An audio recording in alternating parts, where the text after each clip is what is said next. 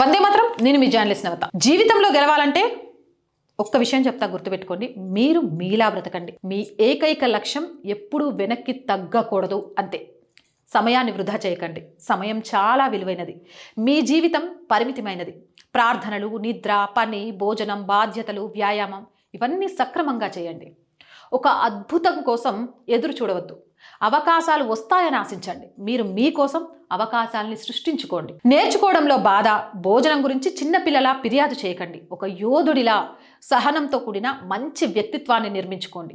పరిస్థితులు ఎంత కఠినంగా ఉన్నా అందుకు అలవాటు పడండి. కింద పడినప్పుడు మళ్ళీ లేచేందుకు సిద్ధంగా ఉండండి. మీరు అనుకున్న దానికంటే బలమైన వారు. సమతుల్యమైన ఆహారం, తగినంత నిద్ర, స్థిరమైన శిక్షణ, ధైర్యంతో కూడిన చిరునవ్వు, ఆత్మవిశ్వాసం, మంచి శరీరం, ఈ లక్షణాలు మీ లోపలే దాగి ఉన్నాయి. మీరు విజేతగా పుట్టారని గుర్తించండి. నలుగురితో కలిసే సందర్భాలు మీ తెలివితేటలను కొంత పెంచొచ్చు. అవసరమైతే కలవండి, కానీ అతిగా మాత్రం వద్దు. ఎవరినైనా ఆదర్శంగా తీసుకోవడం మీ ఆలోచన విధానాన్ని పూర్తిగా నాశనం చేస్తుంది.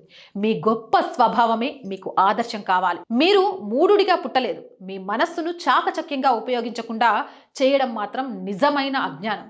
జీవితంలో పూర్తిగా ఎవరి మీద ఆధారపడొద్దు. ఎవరితోనైనా సరే దగ్గరగా ఉండండి, కానీ వాళ్ళ లేని పరిస్థితిని కూడా ఊహించుకోండి. అప్పుడు మీ ఆలోచన విధానం బలంగా ఉంటుంది. ఇతరుల కోసం మారిపోవద్దు. పక్కవాడి కోసం మీ జీవన శైలిని మార్చుకోవద్దు. మారడానికి ఒప్పుకోకండి. మీరు ఎలా జీవించాలనుకుంటున్నారో అలా జీవించండి.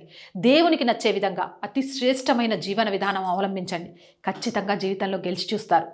గెలుపు కోసం ప్రయత్నించండి. గెలవలేదు అని, ఓడిపోయాననే భయంతో ప్రాణం తీసుకోకండి. జీవితం చాలా విలువైనది. గెలవడానికి చాలా అవకాశాలు వస్తాయి. వాటిని సృష్టించుకుంటూ అడుగులు ముందుకు వేయండి. జై హింద్, జై భారత్.